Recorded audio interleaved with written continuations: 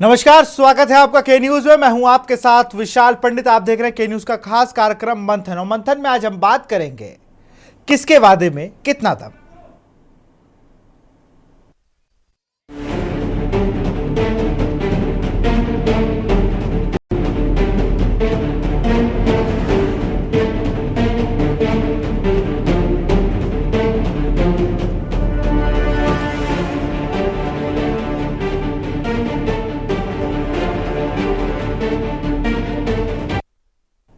हरियाणा विधानसभा चुनाव को लेकर कांग्रेस और बीजेपी ने जनता के लिए वादों की छड़ी लगा दी है। भारतीय जनता पार्टी के राष्ट्रीय अध्यक्ष ने जेपी नड्डा ने रोहतक में हरियाणा विधानसभा चुनाव के लिए अपनी पार्टी का घोषणा पत्र जारी किया। इसमें महिलाओं, युवाओं, किसानों और अन्य वर्गों के लिए कई वादे शामिल हैं। बीजेपी ने अपने घोषणा पत्र संकल्प पत्र नाम दिया है। इसमें पार्टी ने 20 सूत्रीय एजेंडे पेश किए हैं। इसके जरिए बीजेपी राज्य की सत्ता में वापस की उम्मीद लगा रखी है। वहीं कांग्रेस ने हरियाणा की जनता के सामने अपनी 7 गारंटी रखी। 7 गारंटी इससे पहले भी यूपी चुनाव में रखी जा चुकी हैं और कांग्रेस के गारंटी शब्द को लेकर भी 2024 के चुनाव में काफी बातें हुई। खैर, उससे बाद में बात करेंगे। आपको बता दें, इनमें से पुरानी पेंशन स्कीम जो हर राज्य में चुनाव लड़ते समय कांग्रेस के मुख्य बिंदुओं में होते उसको लागू किया है। और बुजुर्गों और दिव्यांगों को 6,000 की पेंशन, गरीबों को 2 कमरों का घर, इंदिरा गांधी आवास योजना, उसको उसी तरीके के कुछ योजना इसमें भी लागू की गई है। 500 रुपए में गैस सिलेंडर, जिसको लेकर राजस्थान में इसकी शुरुआत भी हुई थी। किसानों को एमएसपी सबसे बड़ा मुद्दा है और कानूनी तौर पर इसको लागू किया जाएगा, ये बड़ी बात है। गरीबों के लिए 25 लाख रुपए तक का मुफ्त इलाज, जबकि आयुष्मान कार्ड में भारतीय जनता पार्टी का जो संकल्प पत्र है उसमें 10 लाख रुपए तक का जो लोग हैं उनको दिया जाएगा, परिवार के लोगों को, और 5 लाख रुपए 70 वर्ष से ऊपर, कुल मिला के 15 लाख रुपए फ्री इलाज की बात भारतीय जनता पार्टी के संकल्प पत्र में है।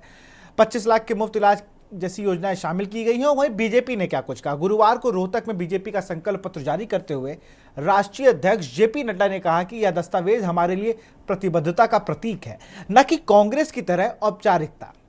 उन्होंने कहा कि कांग्रेस के लिए दस्तावेज घोषणा पत्र है, केवल एक औपचारिकता है। उन्होंने कहा कि 10 साल पहले हरियाणा की क्या छवि थी। हरियाणा की छवि खर्ची पर्ची यानी भ्रष्टाचार, पक्षपात प्रणाली पर नौकरी पाने की थी। हरियाणा भूमि घोटाले, किसानों की जमीन हड़पने, भूमि उपयोग में बदलाव लिए जाना जाता था। हमारे लिए संकल्प पत्र एक पवित्र दस्तावेज है। हम हरियाणा की बिना रुके सेवा कर रहे हैं। कांग्रेस की गारंटी में महिलाओं, युवाओं और किसानों पर खास जो कांग्रेस ने हरियाणा चुनाव के मद्देनजर प्रदेश की जनता के सामने अपनी 7 गारंटी रखी हैं। इनमें पुरानी पेंशन स्कीम से लेकर बुजुर्ग और दिव्यांगों को 6,000 रुपये पेंशन, गरीब को 2 कमरों का घर, 500 रुपए में गैस सिलेंडर, किसानों को एमएसपी के तौर पर लागू करना, गरीबों को 25 लाख तक का मुफ्त इलाज जैसी योजनाएं शामिल हैं। आपको बता दें, कांग्रेस का मैनिफेस्टो दिल्ली स्थित कांग्रेस दफ्तर में पार्टी अध्यक्ष मल्लिकार्जुन खड़गे ने जारी किया। कांग्रेस ने अपने मैनिफेस्टो के संकल्प पत्र का नाम दिया है और खड़गे का कहना था कि पार्टी हरियाणा की जनता के लिए 7 गारंटी लेकर आई है। कांग्रेस ने ये गारंटी 7 वादे पक्के इरादे नाम से जारी की है। कांग्रेस में इसमें महिलाएं, युवाओं, बुजुर्ग, गरीबों को, जैसे मैंने आपको बताया, वो लागू। इस पर लेकर बीजेपी, आम आदमी पार्टी का क्या रिएक्शन है, वो सुन लेते हैं।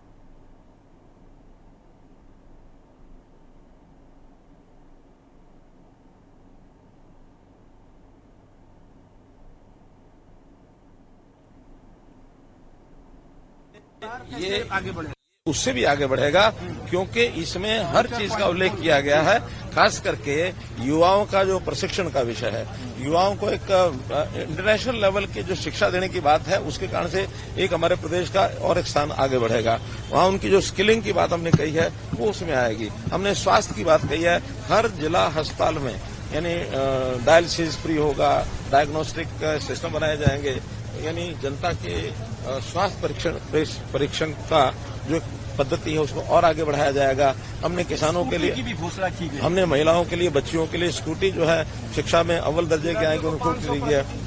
हाँ, और खिलाड़ियों के लिए जो इंटरनेशनल लेवल के जो खेल होते हैं, ओलंपिक खेल होते हैं, वो नर्सरी से उनकी ट्रेनिंग कराई जाए और नर्सरियों की संख्या ये बढ़ाई जाए। हमने खिलाड़ियों की डाइट मनी है वो बढ़ाई है।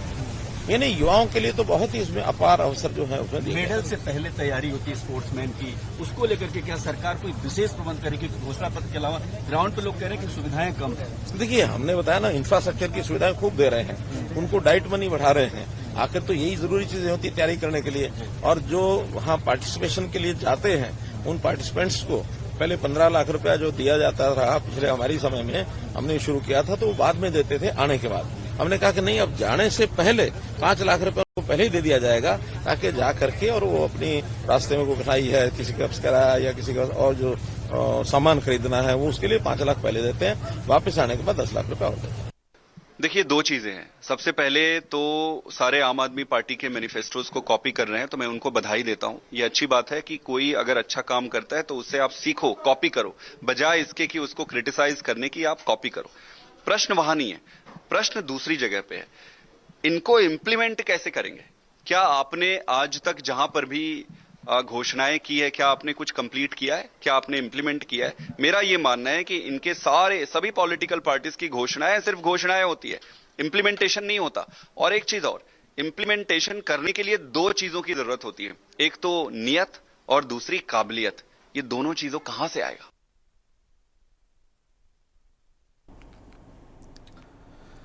कल कांग्रेस ने भी मैनिफेस्टो जारी किया, एक बार जरा उन्हें सुन लेते हैं। हम जो 7 गारंटी जो हरियाणा गवर्नमेंट की ओर से अनाउंस कर रहे, उस गारंटी को हम ये लागू करेंगे। और इसीलिए हम इस गारंटी को रखे हैं नाम 7 वायदे पक्के इरादे। तो ये जो 7 वायदे हैं, उसके अलावा भी मैनिफेस्टो में जो हमारा कम से कम 53 पेज का मैनिफेस्टो है, वो तो बाद में वो लोग डिटेल उसको चंडीगढ़ में आपको बताएंगे। लेकिन ये जो वायदे हैं, हम इसको पक्का निभाएंगे। इसके लिए आज एआईसीसी ऑफिस से ये घोषणा कर रहे हैं। जैसा कि पूर्व वक्ता ने अपने इस पॉइंट को वो बताया है, लेकिन मैं उतने तफसील में नहीं जाता। मैं सिर्फ इतना कहूंगा कि हमारे 7 पॉइंट जो है, वायदे जो है, इसको हम खासकर 7 वर्ग में इसका बंटवारा किया है। एक तो महिलाओं को शक्ति हर महीने 2000 रुपए देने का हम वायदा कर रहे हैं और 2000 रुपए देकर हम रहेंगे हमारी सरकार आने के बाद। 500 रुपए गैस सिलेंडर के लिए हम देंगे। और मोदी जी की सरकार बढ़ाते जाती है, लेकिन हम उसको घटाते जाएंगे। दूसरा है सामाजिक सुरक्षा को बल, जैसा कि बुढ़ापा पेंशन है, दिव्यांग पेंशन है, विधवा पेंशन है और ओल्ड पेंशन स्कीम। ये इसको हम पूरा अनुष्ठान में लाएंगे, उसको इम्प्लीमेंट करेंगे। एक वीडियो बड़ा वायरल हुआ। कांग्रेस पार्टी ने एक्स के अपने आधिकारिक ट्विटर हैंडल पर जारी किया। उस वीडियो में खास बात यह थी कि ऐसा उसमें कहा जा रहा है कि जो लोग हैं वह, क्या माहौल है अब की बार हरियाणा? माहौल है, आवाज सुनिए आपने, उनसे पूछा जा रहा है माहौल क्या है। वो आरएसएस के कार्यकर्ता होने का दावा कर रहे हैं और कह रहे हैं कि मैं भारतीय जनता पार्टी को इस बार चुनाव नहीं लड़ाऊंगा। बाकी और कुछ क्या इस वीडियो में आप खुद ही सुन लीजिए। क्या माहौल है अब की बार हरियाणा? माहौल है हरियाणा में बड़ा गजब का। कांग्रेस यहाँ आने वाली है, बीजेपी जाने वाली है। कारण, हालांकि मैं 69 का जो है आरएसएस का ओटीसी हूँ, लेकिन कहने पे मजबूर हूँ कि बीजेपी सरकार ने जनता को इतना तंग कर दिया कि हम जैसे कार्यकर्ता जो कभी बीजेपी के या आरएसएस के होने के नाते थे, हम भी खिलाफ हैं। कारण पहले तो नोटबंदी, बहू बेटियों के पास जो थोड़ा बहुत होता था बचा हुआ, उनका निकलवा दिया। उनकी धरोहर वक्त बेवक्त लोगों के काम आती थी, लेकिन उसको बेवक्त निकाल दिया और उनको ऐसा कर दिया कि वो अपनी बेटी के लिए, अपनी ननद के लिए कुछ ना कर सके। उसके बाद आ जाओ आपका अग्निवीर। अग्निवीर क्या है? 4 साल ट्रेनिंग पूरी होती है, ट्रेनिंग पूरी होते ही उन्हें भेज देंगे। अरे भाई, जो सरहद पे मरेगा उसकी इज्जत तो करना सीखो, ये उसकी भी नहीं करते। रही बात महंगाई की, महंगाई चरम सीमा पे है। इस बीजेपी ने इतना तरस कर दिया।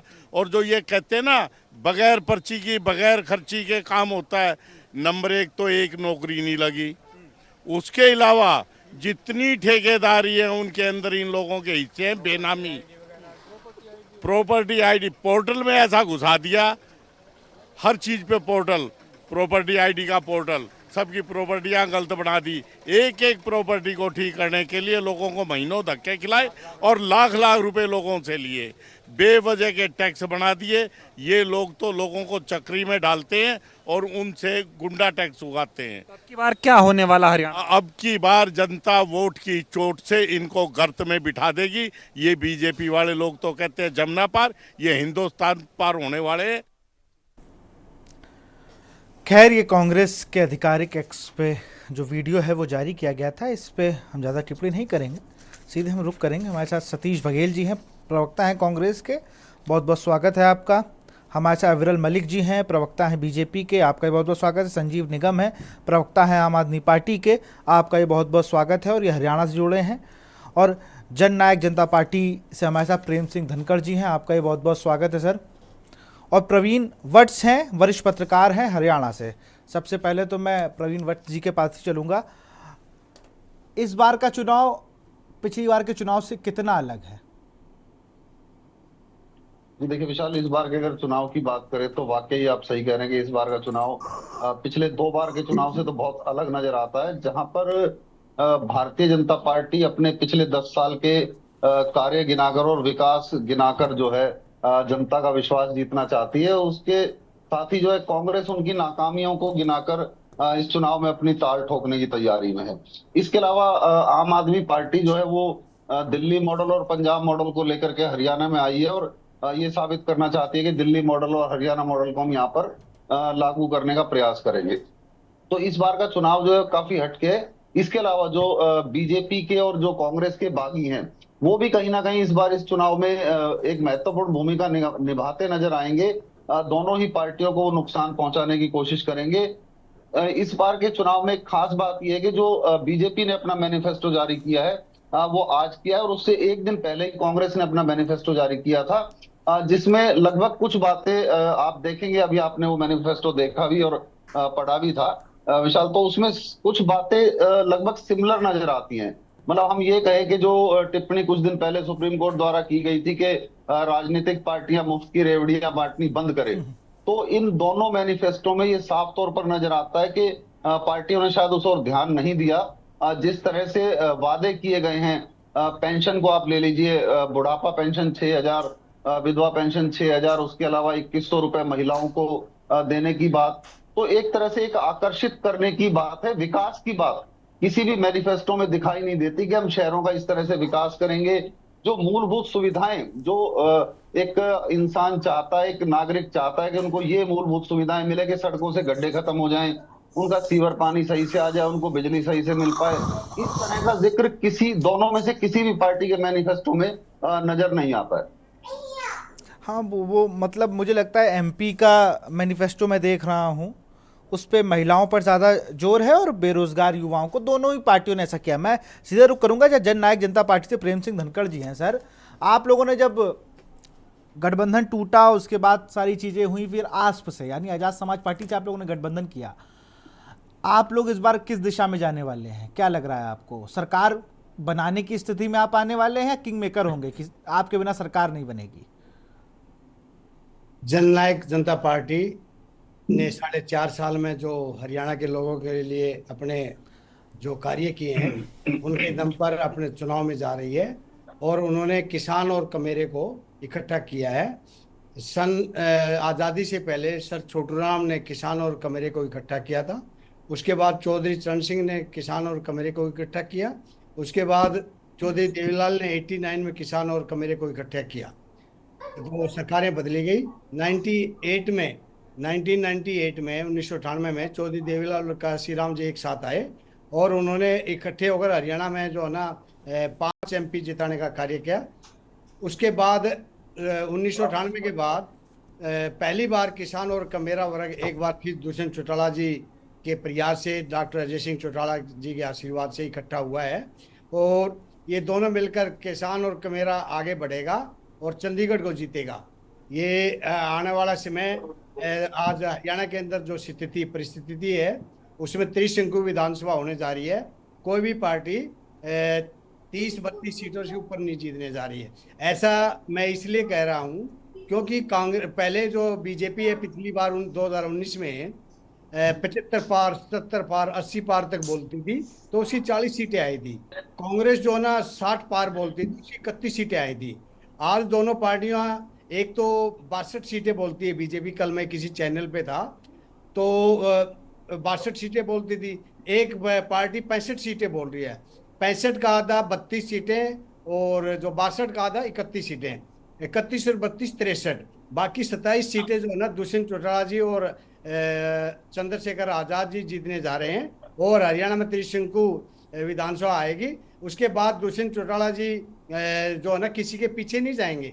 दुष्यंत चौटाला जी ये के बात साथ पर कौन क्या ये होगा, इसी बात पर डिपेंड रहेगी ना ये करता है कांग्रेस पार्टी, और ये गठबंधन, ये पार्टी इस बात पर रहेगा ना। 4.5 साल तक आप लोग कहते हैं कि भाई मलाई काटी दुष्यंत चौटाला ने, फिर जब देखा 6 महीने बाद तो छोड़ के पार्टी चले आए, तब उन्हें लगा अपमान हो रहा है। 4.5 साल तो आप लोगों ने मजे काटे।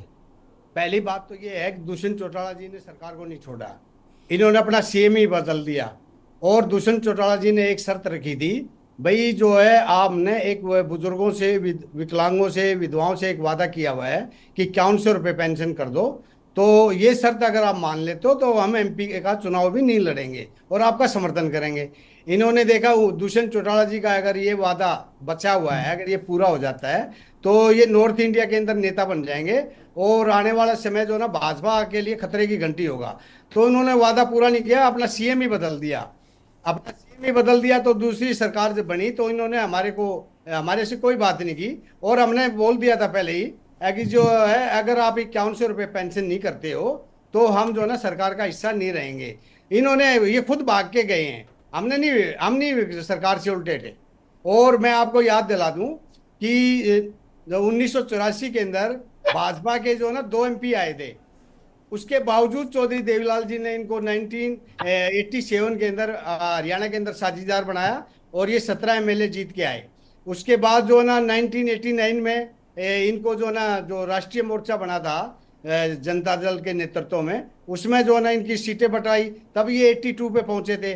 तो ये जो कुछ भी है ना, आज मैं ये मैं दावे के साथ कह सकता हूं ये चौधरी देवीलाल परिवार की देन है। भाजपा का अपना दम कुछ नहीं है, भाजपा का अपना दम कुछ नहीं है। क्योंकि अगर 2013 के अंदर जब मोदी जी को प्राइम मिनिस्टर डिक्लेयर नहीं किया था, उसमें हम जो ना इनलो में होते थे, तो चौधरी ओम प्रकाश चौटाला जी ने एक घोषणा की थी कि अगर बीजेपी नरेंद्र मोदी जी को प्राइम मिनिस्टर कैंडिडेट डिक्लेयर करती है तो हम बगैर शर्त के समर्थन देंगे। जिसकी वजह से किसान और कमेरा वर्ग भाजपा के साथ लगा और उसकी वजह से सेंटर में जो ना भाजपा की सरकार बिल्कुल। अब देखना होगा कि भाई वहां भी हमारे को धोखा दिया। अब यहाँ पर क्या होता है, अब जो बातें आपने कही ये धरातल पर लागू हो जाए। प्रवीण वत्स जी भी समझ रहे हैं उस चीज को कि पता चले कि अभी आप यहाँ कह रहे हैं, फिर धीरे से उधर ऑप्शन आ जाए कि भैया 2-3 कैबिनेट मंत्री ले लीजिए। तो अविरल जी की पार्टी में आपको जाने में क्या दिक्कत है भाई? आप दलित पिछड़ों की बात उठाएंगे। मैं चैनल पे जो है ना अपनी पार्टी के नेताओं की तरफ से कह रहा हूँ, बिल्कुल हम किसी के पीछे नहीं खड़े होंगे। बिल्कुल ये हमारे पीछे खड़े होंगे। किसान और कमेरा वर्ग क्या कहाँ थे? है जी धनखड़ साहब, जब लाठियां बरस रही थी किसानों पे, आप सरकार के पार्ट थे, दुष्यंत चौटाला उप मुख्यमंत्री थे, तब कहाँ थे? तब आपने वो लाठियां क्यों नहीं रोकी? धनखड़ साहब सुनो, जब भी किसान और कमेरा वर्ग की बात कर रहे हैं, हमने तो HC से अधिकारी को सस्पेंड भी करवाया था। चलिए जिसने कहा था मैं काटिया आऊंगा मारने आपके का पास, पीछे मैं आऊंगा जरा, मैं और लोगों का रुख कर लूं। मैं सबसे पहले तो चलूंगा संजीव निगम के पास। संजीव निगम, अभी मैं आपके सांसद पाठक जी को सुन रहा था, उन्होंने कहा कि सारी पार्टियां हमारा मैनिफेस्टो कॉपी कर रही हैं। भाई फ्री बिजली की बात आप कर रहे हैं, सारे दल करने लगे अब तो। लेकिन इसे किसान और कमेरे वर्ग की अगर कोई आवाज उठा सकता है तो दुष्यंत चौटाला उठा सकता है। बिल्कुल बाकी अच्छी तो बात अपने नेता है, अपने लेकिन राष्ट्रीय नेताओं पे डिपेंड करते हैं। उधर भी तो अरे बात सुनिए ना। बाकी तो किसानों की बात पर आप कहाँ थे? इतने किसान खत्म हो गए बेचारे, वहां धरने पे बैठे रहे, करते रहे, कई तब बार आप नहीं जो बोले, बीजेपी तब आप नहीं बोले, तब तो आप डिप्टी सीएम बने थे, आप तो स्क्वाड के साथ चलते थे। धनखड़ साहब, तो समर्थन मैं वापस भी क्यों नहीं लिया आप आपको लोगों ने लेटर सरकार की, से? मैं आपको अभी लेटर आप की कह रहे हो कॉपी कि सरकार आपको छोड़ के चली गई, इस देश में आज तक ऐसा नहीं हुआ। धनखड़ साहब, खाली बोलने से नहीं होता। अगर आपने उस समय समर्थन वापस ले लिया होता तो आज आपको समर्थन ये ना वो करते। बहुत बढ़िया बात कही आपने, है ना? बहुत बढ़िया बात कही। मैं आपका इसके बात का जवाब देता हूं। अगर उस समय हम समर्थन ले लेते, जैसे आज ये 7 पापी विधायक जो ना छोड़ के गए ना, ये हमारे को छोड़ जाते और हमारी दुर्गति ऐसी होती जिसके साथ जनता होती ना, ये सत्ता वाली बात है। ये तो आप सत्ता के लिए बात कर रहे हो ना कि वहां 7-8 विधायक, जिसके साथ जनता होती 7 नहीं 70 विधायक ले आता है। नहीं, 7 ले आते हैं, अरे लेकिन 70 आते हैं। चौटाला जी सरकार में रहते, सरकार किसानों की बनाते हैं। आवाज अगर वो आप एक और बोल्ड किसानों डिसीजन के लेना मुद्दे था, उठाए, किसानों लेकिन को- आपको सुनो। मैं आ रहा हूं, मैं आम आदमी पार्टी के प्रवक्ता के पास चलूंगा। संजीव जी, पहले मेरा सवाल, फिर आप दूसरे सवालों पे आइएगा। अभी मैं आपके ही सांसद को सुन रहा आड़तियों था। को जो है 1 महीने के अंदर पेमेंट दिलाई, बिल्कुल, ये काम नहीं कर पाते। मैं आ रहा हूं आपके पास। और धनखड़ जी, 50% सबको मौका देना है। धनखड़ जी, सबको मौका देना है, मैं आ रहा हूं आपके पास। संजीव जी, आपका ये आरोप है, चलाने का कार्य किया, चलिए ये काम नहीं कर पाते। अगर मैं हम आ रहा सरकार हूं से बात- धनखड़ जी, आ रहा हूं आपके पास, और लोगों से भी सवाल ले लूं। हाँ, करो। हाँ बिल्कुल।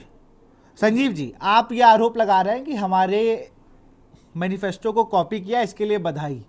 ये आपके ही सांसद ये कह रहे हैं।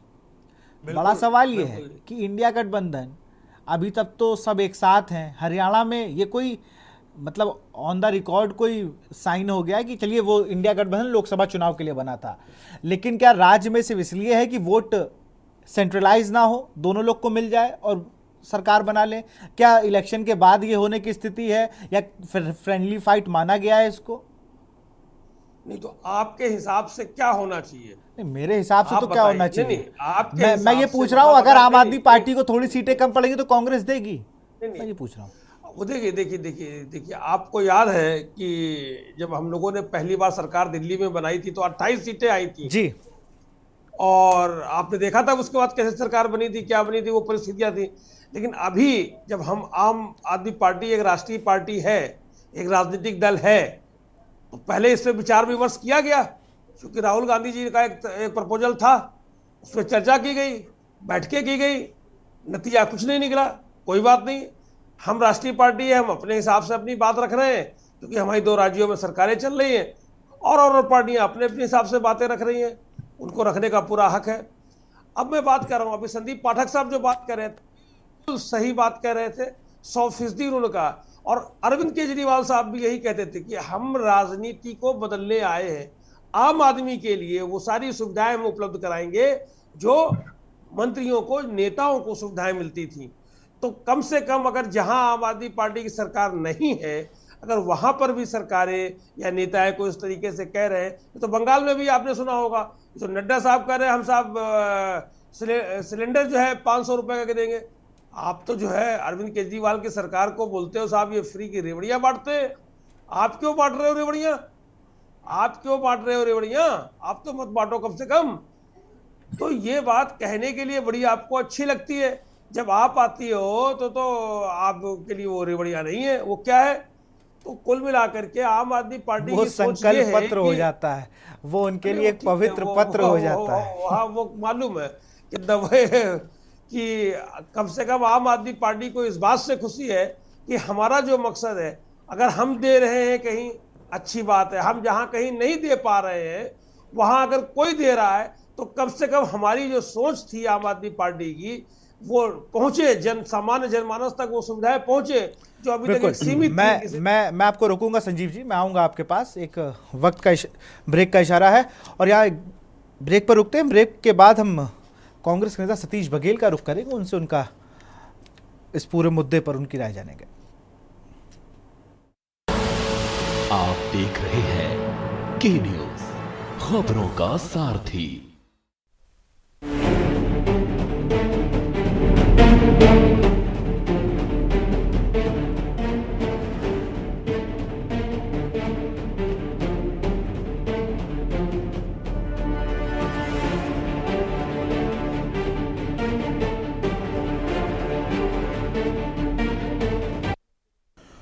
ब्रेक के बाद आपका स्वागत है। आज हम बात कर रहे हैं किसके वादों में दम। कल कांग्रेस पार्टी ने तो आज भारतीय जनता पार्टी ने एक ने 7 गारंटियां सबको दे दी और दूसरी तरफ संकल्प पत्र, पवित्र पत्र और तमाम पत्रों के नाम दिए गए। उन्होंने कहा भाई भारतीय जनता पार्टी ने आरोप लगाया कांग्रेस पर कि आपका जो पत्र है यह औपचारिकता है, हमारा पत्र एक पवित्र पत्र है, इसको जारी करने के बाद हम उस पर पूरी मेहनत करते हैं कि वो जन जन तक पहुँचे।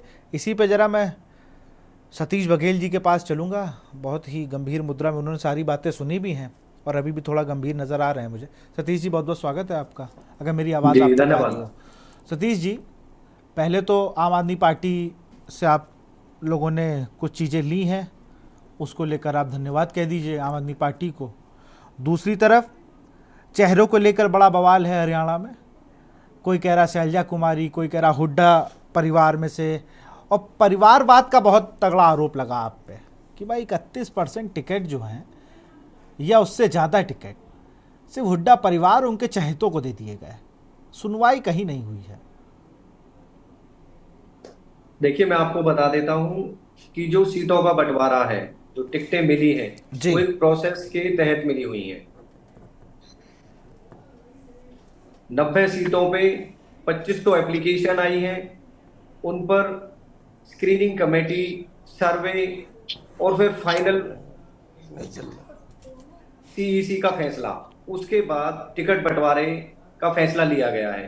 एक प्रोसेस है, एक प्रक्रिया है, उसके तहत ही टिकटें बांटी गई हैं। किसी प्रकार का कोई परिवारवाद नहीं। जितने जो काम किया है, जिसकी जो भूमिका है, उसी के आधार पर टिकटें बांटी गई हैं। तो ये जो आरोप है ये बेबुनियाद है कि परिवारवाद। अच्छा, चेहरे को लेकर बड़ी बातें हैं कि भाई सीएम कौन होगा। चलिए मान लीजिए सरकार आ गई, हिमाचल वाला हाल तो नहीं होगा ना? नहीं, हिमाचल में भी जो हुआ है अच्छा हुआ है। क्या हाल हुआ है? वहां भी कोई गलत नहीं हुआ है। वहां पर सरकार के पास फंड नहीं है, और जो भी हाल, सरकार के पास फंड नहीं है क्योंकि केंद्र सरकार है वो सपोर्ट नहीं करती है। आप जानते हैं कि जहां पे जिसको प्राकृतिक आपदा हुई है उस एरिया को प्राकृतिक आपदा घोषित करना चाहिए था, सेंट्रल गवर्नमेंट ने नहीं किया। अपने इंडिपेंडेंट, अपने बलबूते पे कांग्रेस ने वहां को संभाला है। जो सीएम साहब है वो खुद हर चीज की रिपोर्ट ले रहे हैं। ये बहुत बड़ी बात है। उनके जो काम किया है उन्होंने, सुक्खू जी ने, उनकी पूरे देश में तारीफ हो रही है। चलिए, अविरल आपके सहयोगी दल भी हैं इसमें, थे, पूर्व सहयोगी दल हैं आपके। आपका सारी पार्टियों से ही सीधा मुकाबला अगर मैं कहूं तो इसमें 4 पार्टियां हो गई अब तो, कि आज़ाद समाज पार्टी, जेजेपी एक गठबंधन, आम आदमी पार्टी, कांग्रेस, इन सब से आपकी लड़ाई है क्योंकि आप सत्ता में हैं। लोगों का कहना भी, कांग्रेस ने वीडियो डाला कि भाई वो आरएसएस के हैं और वो ये वीडियो वायरल हो रहा है, कह रहे हैं कि भाई साहब हम तो आरएसएस के हैं, लेकिन वो सुनते ही नहीं हैं और बीजेपी के नेताओं ने ही सारी चीजें करा दी हैं। देखिए, जो खुद मैं आऊंगा सतीश आपके पास आऊंगा, जरा मैं अविरल जी के पास हो लूं। अविरल जी जो ऑन कैमरा कह रहे हैं कि हम आरएसएस से हैं, हम बीजेपी की विचारधारा से जुड़े हैं, लेकिन हम हरियाणा को चाहते हैं, तो इसमें मैं उन्हें क्या सर्टिफिकेट? मैं आपसे पूछ ही नहीं रहा हूँ, मैं सतीश जी आपसे पूछ ही नहीं रहा था। सुनने की क्षमता रखी, और यही कांग्रेस पार्टी की समस्या है। कांग्रेस पार्टी सुनना नहीं चाहती, केवल बोलना। अरे दादा, पुरानी बात है। अविरल भाई एक मेरी रिक्वेस्ट है आपसे, अविरल भाई मेरी रिक्वेस्ट है आपसे, ये मैं आपका, अगर मैं फिर आपसे कहूंगा आप नाराज हो जाते हो मेरी बातों पे। 10 डिबेट अगर दूं ना तो बस पार्टियों के नाम आप चेंज करते हो। सबको सुनने की क्षमता है, सबको मेरे हिसाब से कमांड चलेगी। यहाँ का क्लास का मॉनिटर मैं हूँ और प्रिंसिपल साहब प्रवीण वत्स जी हैं, तो उनके संरक्षण में ये पूरी डिबेट चल रही है और हम सब लोग उसके स्टूडेंट्स हैं और सबको अपनी अपनी बात रखनी, सब लोग सुनेंगे। और अब आप अपनी बात ये रखिए कि आपको ऐसा क्या हुआ कि 6 महीने पहले मुख्यमंत्री बदलना पड़ा। आपके ही लोग ये आरोप लगा रहे हैं कि भाई ये हो गया। गोपाल कांडा वाला कांड भी आपको पता ही होगा कि भाई बीजेपी ने शायद डमी कैंडिडेट और तमाम चीजें हैं। बीजेपी के लिए हरियाणा कितना महत्वपूर्ण है और कितना मुश्किल?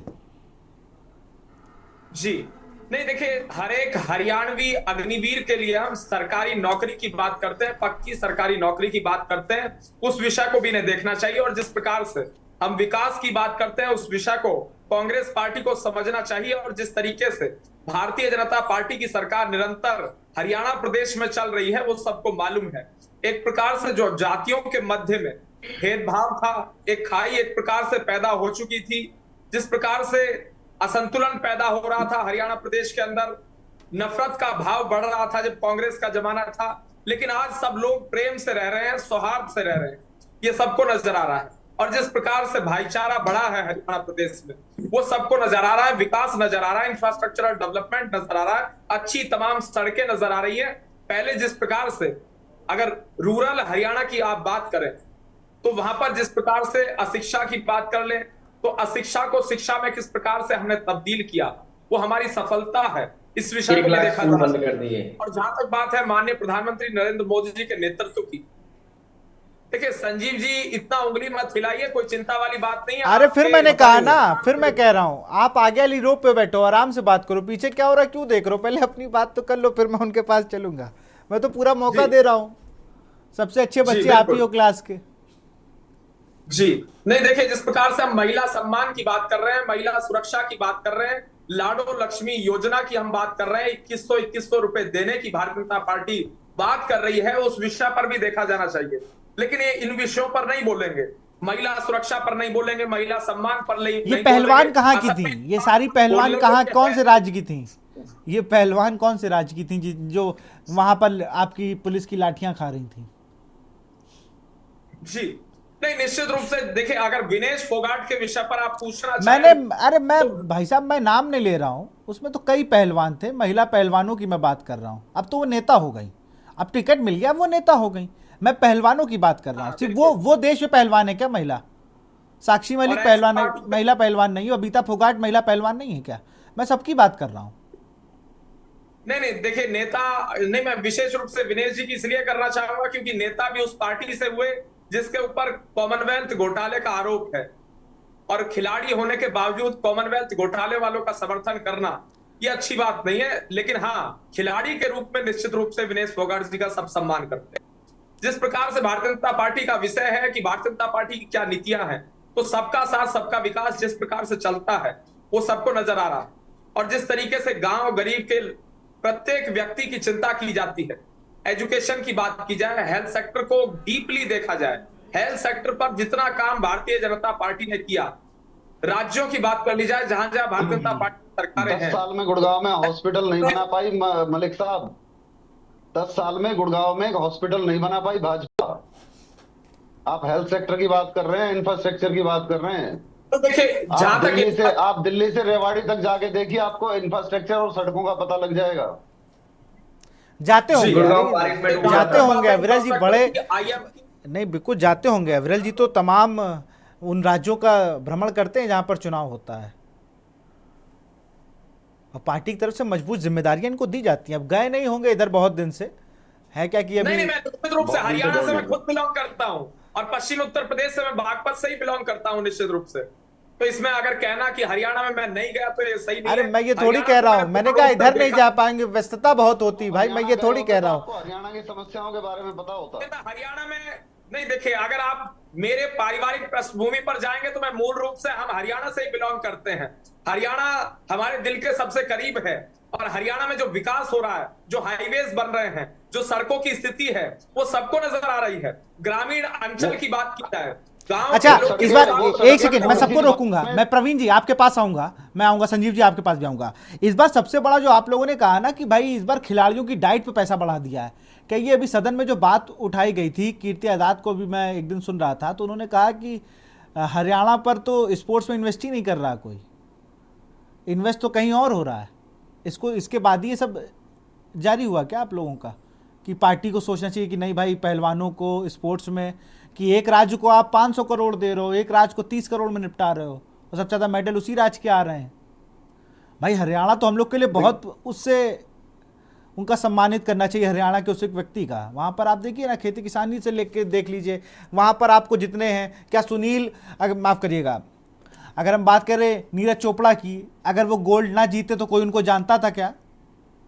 कोई जान रहा था क्या इस देश में कि भाला फेंक में भी कभी मेडल ही नहीं आया? सीधा सीधा जवाब है, सभी पार्टियों के लिए है कि स्पोर्ट्स पे तो हम तो ध्यान ही नहीं दे रहे हैं। जहाँ हरियाणा में जो होना चाहिए, हॉकी में इतने प्लेयर हैं कि अलावत जी सरपंच हैं, कोई जान रहा था क्या जब तक वो ब्राउन उन्होंने नहीं जिताया? हम सिर्फ बात कर रहे हैं अपने अपनी चीज़ों की। हम भाई कि भाई 500 रुपये सिलेंडर दे रहे हैं, ठीक है, आप सारी चीज़ें दे दो। पंजाब डीएसपी बना रहा है, लेकिन डीएसपी बनने के बाद हम खिलाड़ियों को जान रहे हैं। मीराबाई चानू कहाँ गुवाहाटी से आती थी, कोई जानता नहीं था, लेकिन जब मेडल लेके आ गई तब उन्हें लोग जान पाए हैं। स्पोर्ट्स पर भी बहुत ध्यान देना चाहिए, जिस पर ना के बराबर इस देश में ध्यान दिया जाता है, एक स्पोर्ट्स को छोड़ के। अब वो स्पोर्ट्स है क्रिकेट, क्योंकि वो प्राइवेट संस्था के हाथ में है तो उसकी जय जय हो रही है, वो सारी चीज़ें करा रहा है। जहाँ सरकार इन्वॉल्व हो जाती है तो कॉमनवेल्थ घोटाला हो जाता है, तो कहीं कोई ओवरवेट वाला कहीं खेल लेता है, तो कहीं वहाँ मारपीट शुरू हो जाती है, कहीं सिलेक्शन उसमें धांधली लग जाती है, तो कहीं बहुत सारे लोग वहाँ पर आकर धरना प्रदर्शन कर देते हैं। इस पूरी डिबेट में कहने का मतलब ये था मेरा कि भाई हरियाणा स्पोर्ट्स की जनक हो गया है इस वक्त, सारे स्पोर्ट्स के लोग वहीं से निकल रहे हैं और उस पर ध्यान शून्य बराबर है। कोई सरकार बहुत मुख्य रूप से नहीं आती है सामने। देखिए हर जिले में ओलंपिक खेलों की नर्सरी बनेगी, ये भी हमारे द्वारा घोषणा की गई। अरे घोषणा तो हो गई, 2014 में हुई थी कि नर्सरी बनेगी। 2014 में हरियाणा सरकार ने घोषणा की थी कि हर जिले में खेल नर्सरी बनेगी और तहसील लेवल पे खेल नर्सरी बनेगी। लेकिन मलिक साहब, आप जो कह रहे हैं कि ओलंपिक खेल नर्सरी अब बनेगी, सिर्फ उसका नाम बदला गया है। जो पीछे नर्सरियां बनाई गई थी, आप उनकी हालात एक बार अपनी सरकार से पूछ के देख लीजिए कि कितनी नर्सरियां उसमें से बंद हो गई हैं, कितनी नर्सरियों में सामान नहीं है और कितनी नर्सरियों में कोच नहीं है। बिना कोच के और सामान के खिलाड़ी किस तरह खेल पाएगा? आप कह रहे हैं कि ओलंपिक नर्सरियां बनेगी, आपने खेल नर्सरी का नाम बदल के ओलंपिक नर्सरी रख दिया है सिर्फ इसमें। आप 2014 और 2019 का अपना संकल्प पत्र उठा के देख लीजिए मलिक साहब। सर और क्या दिक्कतें थे? गुरुग्राम की आपने बात करी, एक मुद्दा ये भी हेल्थ की बात, अभी हेल्थ इंफ्रास्ट्रक्चर की बात की विशाल जी, मलिक साहब ने जी हेल्थ के नाम पर, वैसे गुरुग्राम जो है मेडिकल हब के नाम से जाना जाता है। यहाँ बहुत बड़े बड़े प्राइवेट हॉस्पिटल्स हैं, विदेशों से लोग इलाज कराने आते हैं। लेकिन 10 साल पहले जो गुड़गांव का सबसे पुराना हॉस्पिटल था, बड़ा हॉस्पिटल था, उसको तोड़ा गया था। लेकिन 10 साल बीतने के बाद भी आज तक उसकी ईंट तक नहीं रखी गई है। इलेक्शन से सही 4 महीने पहले जब नायर सिंह सैनी मुख्यमंत्री बने थे तो एक डीपीआर का सुर्रा जरूर छोड़ा गया था कि डीपीआर तैयार हो गया और इस पर जल्द काम होगा। जब 10 साल में आप उस पर ईंट तक नहीं लगा पाए, 10 साल में आप उसका डीपीआर नहीं बना पाए, और आप पूरे हरियाणा में हेल्थ इंफ्रास्ट्रक्चर की बात करते हैं। एम्स बाड़सा में बना है, वो सेंट्रल गवर्नमेंट की स्कीम है, हरियाणा गवर्नमेंट का उसमें कोई योगदान नहीं है। एम्स बाड़सा सेंट्रल गवर्नमेंट की स्कीम के तहत बना है, ठीक है। उसके अलावा आप किसी भी जिले में चले जाइए, वहां पर आपको जो सरकारी अस्पताल है उनकी हालतों से रूबरू होना पड़ जाएगा। आपने मलिक साहब कहा कि सड़कों की हालत आप ज्यादा दूर मत जाइए, सिर्फ दिल्ली से गुरुग्राम आके देख लीजिए बरसात के मौसम में। आपकी गाड़ी अगर बंद ना हो जाए तो मैं गारंटी देता हूं आपको 4-4 फीट पानी भरता है यहाँ पर। आपने जो इंफ्रास्ट्रक्चर अनप्लान डेवलप किया है उसका खामियाजा जनता आज भुगत रही है।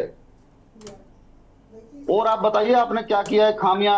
आप कहते हैं मैंने हरियाणा देखा, हरियाणा के किस कोने को देखा आपने? जिस कोने में जाएंगे वहां पर आपको समस्याओं का अंबार मिलेगा। गुड़गांव मिलेनियम सिटी और साइबर सिटी के नाम से जाना जाता था, और मैं आपको गारंटी देता हूं कि आप इस वक्त गुड़गांव में आइए, आपको कूड़ों के ढेर मिल जाएंगे। कूड़े का पहाड़ बंदवाड़ी के अंदर बना दिया।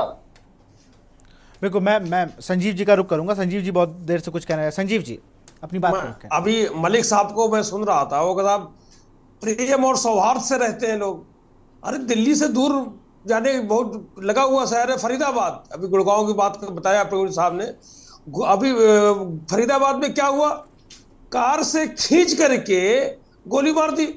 ये आपका लॉ एंड ऑर्डर है, ये आपका प्रेम और सौहार्द से रहते हो। मतलब दिल्ली से लगा हुआ शहर है फरीदाबाद आपका हरियाणा में, और वहां केंद्र सरकार भी बिल्कुल बगल में बैठी हुई है आपके, और आपकी अपनी सरकार है, आप कार से खींच कर गोली मार देते हो। तो ये जो आपका काम करने का तरीका है, ऊब चुके हैं आप। कहीं भी निकल के जाइए, फरीदाबाद है, गुड़गांव है, कहीं अंदर चले जाओ, ये जो है आपको लोग इतनी जल्दी आपसे जो है मुक्ति मिले वहां के लोगों को, रात तो ये प्रयास करते हैं, और आप वहां पर कह रहे हो कैसे जीत जाओगे। सेंटर में लोगों आप 240 पे आ गए, आप 240 पे आए, आप हरियाणा राज्य में आधे हो गए सांसद, आपके 10 हुआ करते थे, आपके 5 बचे। तो ये सामने है। इसमें जो आप पढ़ देख रहे हो, आपके पास जितनी सीटें आई है, तो क्या आपको लगता है 1/4 भी नहीं मिलने वाली है आपको? जब ऑप्शन है दिल्ली के लोगों के पास, हरियाणा के लोगों के पास, तो आपको क्यों करेंगे तीसरी बार? तो आप अपने काम करने का रवैया नहीं सुधारोगे, दूसरों के लिए जो है आप बोलोगे और वही आप जुमले छोड़ोगे। जुमलों से अब तो बाहर निकल आओ भाई। आप जो है दूसरों के लिए वही बात बोलते हो, रेवड़ियां बांट रहे हैं और आप सिर्फ जुमले दे रहे हो। तो नाम बदलने में तो आप माहिर हैं, हर एक चीज का आप नाम बदल दीजिए, ये कर दीजिए वो, तो उससे नहीं होने वाला है। अब आपके पास जो चीजें हैं सेंटर में, आप जितने दिन चला सकते हैं बैसाखियों के सहारे चला लें। अब उस समय बताएगा कितने दिन आप चला पाते हैं, कितने दिन बैसाखी चल जाती है। वरना अब आपके हाथ से जो है आपके काम करने के तौर तरीके से लोग नाराज हैं और कहीं आप नहीं आने वाले हैं। रेवड़िया तो आप भी बांट रहे हैं निगम साहब। नहीं, अरे भाई हम बांट रहे हैं तो आप कम से कम न बांटो। आप उसको रेवड़िया शब्द मत दीजिए। बताइए दिल्ली जो राज्य है प्रॉफिट में है कि नहीं है? आप मुफ्त बिजली, मुफ्त पानी, मुफ्त बिजली, मुफ्त आदत तो आप ही ने डाली, आदत तो आप ही डाल रहे हो निगम जी। नहीं, ये चीज भाई बड़े बड़े नेताओं को मिलता है साहब, 2-2 हजार यूनिट, 4-4 हजार यूनिट मिलता है कि नहीं मिलता है? तो अगर हमारी गरीब जनता को हम उसमें से दे रहे हैं और हमारी सरकार फायदे में जा रही है, लाभ में है, आप बताइए, तो उसमें कोई दिक्कत वाली बात नहीं है। 150 करोड़ क्यों दे दोगे तो फिर रेवेन्यू कहां से आएगा, देश कैसे चलेगा? आप देखिए दिल्ली में और वहां पे जो हिमाचल में, हमारी दिल्ली में तो ऐसी कोई परेशानी नहीं आई ना। दिल्ली में समय से सब कुछ दिया जा रहा है लोगों को, जो कुछ जहां देना है, सैलरी देना है। तो अगर आपकी नीयत सही हो, उसमें आधी सैलरी तो केंद्र से आ रही है, मेन तो नीयत पुलिस सही हो और आपका काम करने का तरीका। आपने कहा था यमुना साफ करा देंगे। अरे गंगा साफ हो गई क्या? आप दोनों लोग मत बोले किसी नदी के बारे में। आम आदमी पार्टी और बीजेपी कतई ना बोले। आपकी मंत्री ने कहा था मैं जल समाधि ले लूंगी, साफ नहीं हुआ, उनका मंत्रालय छिन गया, चुनाव भी नहीं लड़ पाई वो। नदियों को छोड़ कोई बात करनी हो तो करिए, और पुरानी डायरी में खोलिए कोई एक भी नए टॉपिक करिए, नई बात करिए। युवाओं के लिए क्या है इस सरकार में? युवाओं को आप क्या देंगे? आप क्या देंगे? कांग्रेस वाले शांत हैं अभी, वो बता चुके हैं भाई कि हम तो जो कह रहे हैं वो कर ही रहे हैं, इसीलिए हमने 7 गारंटियां दी हैं। और जिसने 10 साल तक इस पूरे राज्य में अपना राज किया है, जो सरकार चला रही थी, उसने 20 गारंटियां दी हैं। मतलब उसको अभी और कितना काम करना है? बड़ा सवाल तो ये भी है। साफ सरकारें सहयोग से चलती है, देश सहयोग से चलता है। केंद्र में कोई भी सरकार हो, राज्य में कोई भी सरकार हो, किसी राज्य में जब तक का म्यूचुअल कोऑपरेशन नहीं होगा तब तक समूल विकास नहीं हो पाएगा, आप ये जान लीजिए। तो जब अगर आपकी नियत है कि नहीं साहब डबल इंजन की सरकार में हम विकास करेंगे, वो करते उसमें भी नहीं है, तो ये चीजें ऐसे नहीं चलने वाली हैं। जो आपका जो सोचने का तरीका है, काम करने का तरीका है, तो उससे ही आप कहते कुछ और 5-5 साल अभी एक नई चीजें आप लेकर के आने वाले हो, तो 1 नेशन 1 इलेक्शन, तो हर एक चीज का पंजाब में कितने युवाओं को रोजगार मिल गया? जी पंजाब में कितने युवाओं को रोजगार मिल गया? आपके सामने है, आप देखिए आगे पंजाब में कौन कौन से प्रोजेक्ट हम लेकर के आए हैं। आप बताइए ना। पंजाब में हरियाणा से लगता हुआ स्टेट है पंजाब। लोग सरकारी प्रोजेक्ट लोग ना बोले तो शायद गवर्नमेंट लॉ एंड ऑर्डर की बात ही नहीं हुई है भाई। अविरल जी, अभी तो लॉ एंड ऑर्डर की बात ही नहीं हुई है। अभी तो बात प्रवीण जी ने ये कही कि भाई कितने रोजगार आपने दे दिए। उनका सवाल तो सुनिए, आप खुद नहीं सुन रहे हैं। मैं आपके पास आ रहा हूं। चलिए मैं संजीव जी रोकूंगा जरा, मैं जेजेपी का रुख करूंगा। आपके क्या क्या इस बार मुद्दे होने वाले हैं, क्योंकि आप सरकार को देख के आए, आप सरकार की बहुत खामियां आपको पता है। इस बार आप कह रहे हो त्रिशंकु सरकार बनाएंगे, बनने जा रही है, और हम लोग किंग मेकर की भूमिका में हैं। इस बार माना जाए कि आप सीएम पद के दावेदार है आपकी पार्टी, और है तो किन किन मुद्दों पे है? कि अगर आप त्रिशंकु की बात कर रहे हैं तो आपके मुद्दे क्या हैं?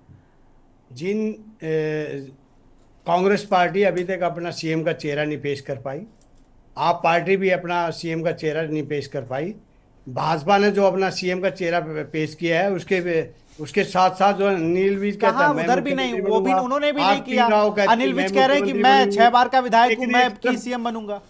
तो अभी सीएम का चेहरा तो किसी ने नहीं घोषित किया है। एक जजपा ने और असपा ने मिलके सिर्फ एक दुष्यंत चौटाला जी एक ऐसा नाम है जो सीएम का सिंगल चेहरा है हरियाणा के अंदर।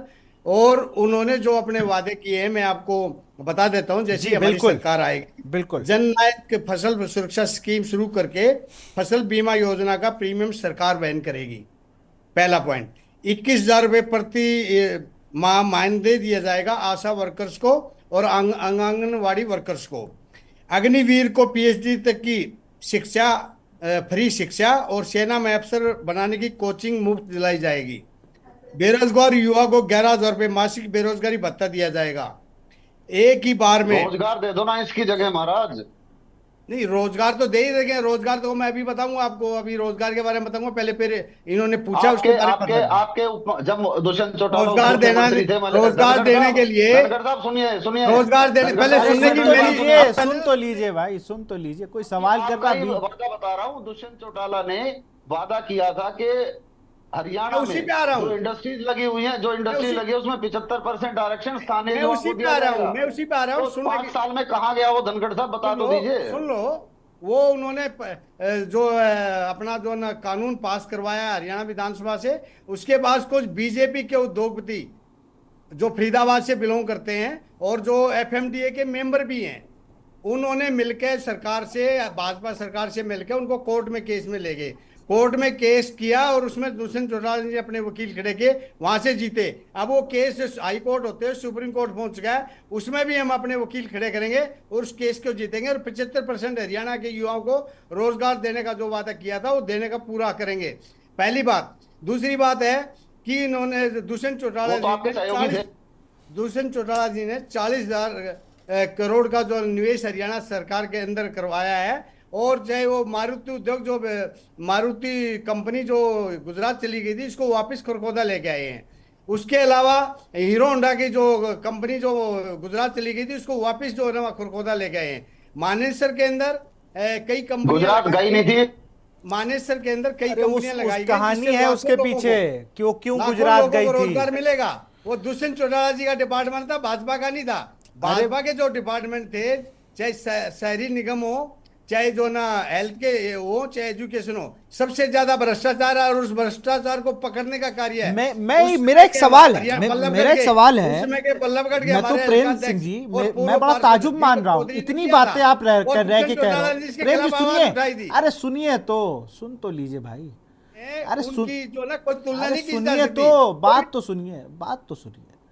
इतना भ्रष्टाचार, इतनी अपने कार्यकर्ता, अपने सहयोगी दलों की ना बात सुनने वाली पार्टी, तमाम चीजें याद 4.5 साल बाद क्यों आई?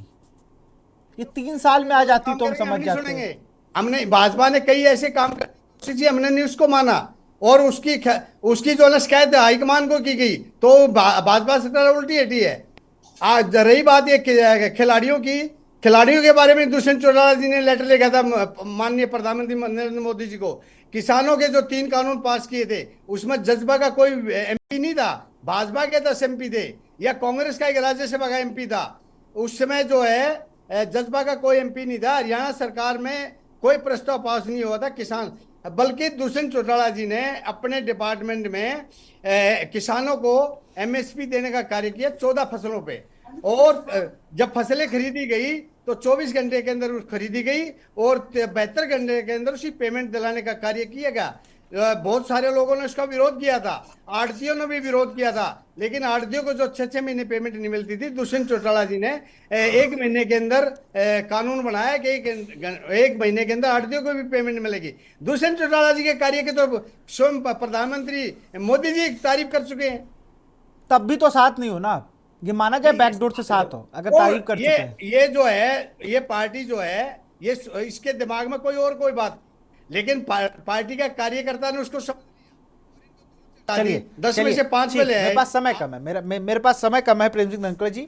मैं फाइनल कमेंट लूंगा कांग्रेस के प्रवक्ता से। सतीश जी, बहुत उम्मीद है आप लोगों को, इस बार चुनाव में बहुत उम्मीद है, लेकिन बड़ा सवाल यह है, चेहरे पर चुनाव ना होना या फिर जिस तरीके से जो आपने मुद्दे उठाए उन पर कंटिन्यू जाना, भाजपा की पिच पर आकर बैटिंग तो नहीं करने लगेंगे बीच चुनाव में, जैसे 24 में हुआ या इससे पहले हुआ? देखिए, उम्मीद के साथ हमें यकीन है कि कांग्रेस की सरकार बनने जा रही है। और हमने जो वादे कर रहे हैं उन वादों को पूरा करेंगे, ये कर्नाटक और तेलंगाना की सरकार साबित भी कर चुकी है। और जो हमारे बीजेपी के प्रवक्ता भाई बोल रहे थे कि हम जाति की राजनीति करते हैं, ये इंपॉर्टेंट बात है जो मैं बताने जा रहा हूं जी। सेंटर के लेवल पर एंटी मुस्लिम, एंटी क्रिश्चियन, हिंदुओं को छोड़कर जितने भी रिलीजन हैं सबके खिलाफ बीजेपी राजनीति करती है। स्टेट में यूपी की मैं बात करूंगा, एंटी यादव और एंटी मुस्लिम की राजनीति की जा रही है। हरियाणा में पिछले 10 सालों से एंटी जाट की राजनीति की जा रही है। देखिए, मैं बिल्कुल इस बात को स्पष्ट करता हूं, किसी भी जाति या धर्म के खिलाफ दिमाग में रख के कोई भी काम नहीं करना चाहिए। यह लोकतांत्रिक है और यह मानवता के आधार पे भी गलत है।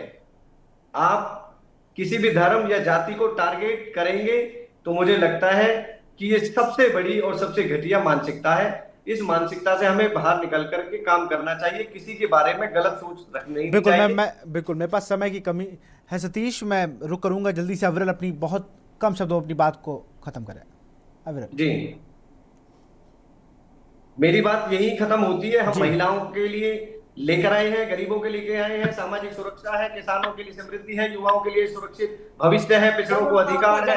अरे मेरे पास अविरल जल्दी से अपनी बात को रखें, जल्दी से।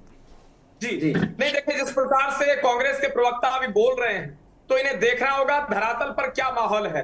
भारतीय जनता पार्टी की न केवल लहर चल रही है बल्कि आंधी चल रही है माननीय प्रधानमंत्री नरेंद्र मोदी के नाम पर। और वो ये बात है अविरल भाई, आंधी तूफान तुरंत आ जाता है। 24 में 400 पार का नारा आप ही ने दिया था और इसी चैनल पे आप काउंटिंग में 165 आए थे, अभी भी है सारी चीजें। चलिए बहुत बहुत शुक्रिया अविरल जी। मैं फाइनल कमेंट लूंगा वरिष्ठ पत्रकार प्रवीण वत्स जी से। प्रवीण जी फाइनल कमेंट, फिर मैं डिबेट को क्लोज करूंगा। देखिए विशाल जी, जो हरियाणा के हालात हैं, जिस तरह का एक सत्ता विरोधी लहर का सामना इस वक्त भाजपा को करना पड़ रहा है, तो जिस तरह से भी मलिक साहब कह रहे थे कि लहर है मोदी जी की, तो पिछली बार जो 2019 के चुनाव की मैं बात करूं तो लहर थी, उसके बावजूद 40 पर सिमट के रह गई थी 75 पार के बावजूद। तो कहीं ना कहीं हालात बीजेपी के लिए इस वक्त बड़े कठिन है और कांग्रेस और आम आदमी पार्टी जो आपस में चुनाव लड़ रही है वो खामियाजा कहीं ना कहीं इनको भुगतना पड़ेगा आपस में भी। और सत्ता में अभी ये कहना तो गलत होगा कि कौन सी पार्टी आ रही है, लेकिन हाँ, मुकाबला इस वक्त जो है भाजपा और कांग्रेस के बीच में ही दिखाई दे रहा है। चलिए बहुत बहुत शुक्रिया आप सभी का हमसे जुड़ने के लिए। सतीश जी आपका बहुत बहुत शुक्रिया, अविरल आपका बहुत बहुत शुक्रिया, संजीव निगम आपका बहुत बहुत शुक्रिया, प्रेम सिंह नलकर आपका बहुत शुक्रिया और प्रवीण वत्स जी वरिष्ठ पत्रकार थे, आपका बहुत बहुत शुक्रिया। तो देखना होगा किसके घोषणा पत्र को बहुत सीरियस तरीके से हरियाणा की जनता लेती, क्योंकि हरियाणा की जनता का मूड इस बार थोड़ा अलग नजर आ रहा है, बिल्कुल शांत है। और क्या कुछ होगा ये तो रिजल्ट जब आएंगे तभी पता चलेगा। फिलहाल मंथन में इतना ही। देखते रहिए के न्यूज़ इंडिया। नमस्कार।